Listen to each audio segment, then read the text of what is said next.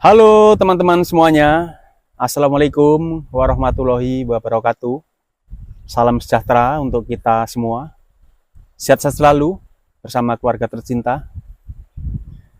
Dan kita akan bahas masih tentang seputaran timnas kita. Karena dengan gagalnya timnas kita lolos ke putaran Piala Dunia atau ke round berikutnya, round 5, menyisakan banyak cerita yang berseliweran di sana sini, khususnya dimulai dari pemecatan Coach STY yang sudah beredar. Kenapa Coach STY dipecat? Yang sebenarnya berita ini sebelumnya juga sudah beredar, namun tidak begitu dihiraukan, karena kita semua masih fokus di dalam mengikuti perkembangan timnas kita di round 4, round 3 dan juga round 4. Namun dengan gagalnya timnas kita, berita-berita ini kembali mencuat. Bahkan ada tokoh yang sangat kita hormati juga menyampaikan statement, walaupun tidak secara spesifik mengatakan orangnya, yaitu tentang adanya berita saat itu di mana tidak terjalinnya komunikasi antara pelatih STY dengan para pemain. Yang sudah beredar sekarang ini bahwa ada salah satu pemain timnas kita yang memberikan ultimatum dalam tanda kutip kepada federasi, memberi pilihan saya yang out atau STY yang out.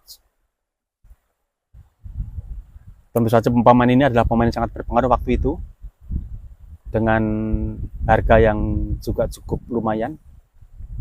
Saya tidak akan menyebutkan namanya, dan tentu saja teman-teman sudah tahu semua siapa dia dan bisa menggali, karena sekarang sudah banyak beredar luas berita tersebut. Kemudian kita juga tidak tahu, karena hari itu juga banyak diberitakan ada drama-drama dan sebagainya, yang seolah-olah STY tidak harmonis lagi dengan para pemain, atau pemain tidak suka lagi dengan para pemain, maksud saya, tidak suka lagi dengan STY, dan pada ujung-ujungnya STY dipecat saat itu. Padahal saat itu STY memang saya akui sedang bagus-bagusnya. Yang bisa kita bilang gagalnya hanya saat melawan timnas Cina di kandang Cina. Tapi menghadapi Arab Saudi, kita masih menang 2-0 di kandang kita. Kemudian digantilah Patrick Kluivert masuk. Sekarang dengan kegagalan ini juga banyak berita yang menyampaikan, pendapat-pendapat yang menyampaikan bahwa seandainya saja melawan Arab Saudi, pemain yang diturunkan tidak seperti itu, formasi sudah dianggap salah, pemain yang diturunkan juga dianggap salah. Bahkan Justin Hubner juga menyampaikan semacam kritik lewat statusnya, dan sudah dihapus memang, namun sudah terlanjur beredar luas, yang kurang lebih dia menyatakan siapa yang sebenarnya pantas berada di sana, artinya dia di atas lapangan, atau mungkin sebelumnya sudah terjadi komunikasi di ruang ganti, itu yang kita tidak tahu. Yang jelas dengan apa yang dikatakan Justin Hubner waktu itu, sudah ada gambaran memang ada sesuatu yang tidak baik di ruang ganti. Dan di sana timnas kita kalah dengan skor 3-2. Jadi sebagian besar mengandai-andai seandainya di sana ada 3 back, Justin, Jesus, kemudian Rizky Ridho, 3 back.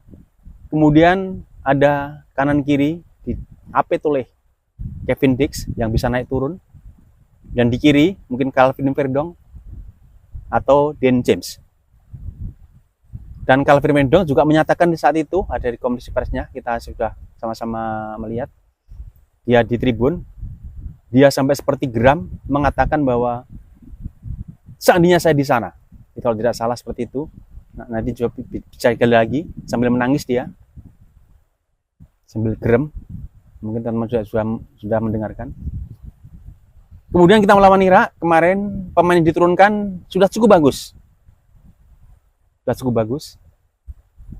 Walaupun tetap mempertahankan 4 back di sana dengan tidak dipasang Justin Hubner. Kita masih berharap banyak waktu itu karena pemain yang diturunkan sudah agak cukup baik. Walaupun Nathan juga diturunkan akhir menjelang pertandingan selesai. Tidak begitu fatal seperti dilakukan pada saat melawan Arab Saudi. Kalau di Arab Saudi, memang saya pun juga mengatakan itu fatal sekali. Karena pemain yang bermain tidak baik tidak segera diganti, justru pemain yang sedang main baik malahan diganti. Seperti Melo Jonathan dan juga Dan James. Kemudian menghadapi Irak, kita kalah kecolongan dengan skor 1-0. Kita tidak perlu berlebihan menyalahkan pemain, karena namanya pemain di lapangan ini, yang penting tidak berlebihan cerobohnya. Tentu masih kita maklumi, itu adalah kesalahan dia, dan dia pasti akan koreksi. Apalagi pemain tersebut juga bisa dibilang hampir dikatakan tidak pernah melakukan kesalahan seperti itu. Artinya itu memang betul-betul kelalaian dia, dan saya masih maklumi, kan dia adalah pemain yang sangat berpengalaman, sangat potensial. Tentu saja dia tidak akan main-main, dan itulah kelalaian sedikit saja langsung dimanfaatkan oleh lawan. Karena keduanya memang sama-sama sedang mencari gol. Siapa lengah dapat. Dan terjadi sama timnas kita menghadapi Irak di pertandingan terakhir menghadapi Irak tersebut. Dan sekarang udah beredar luas di mana-mana. Ada yang menyatakan Patrick Kluivert out. Bahkan itu lebih besar lagi.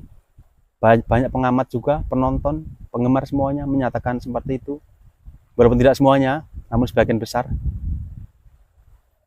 Terus kita harus, sebagai penggemar, kita juga harus berpikir lebih jauh lagi. Kita tidak perlu terlalu harus ikut emosional. Kita harus berpikir jernih. Kita mengandai-andai.